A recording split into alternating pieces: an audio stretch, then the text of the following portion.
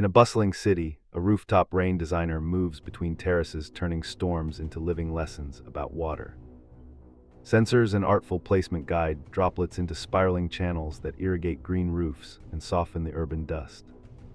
In the interview, they show how a single droplet can spark projects cooling buildings, feeding herbs, and saving energy.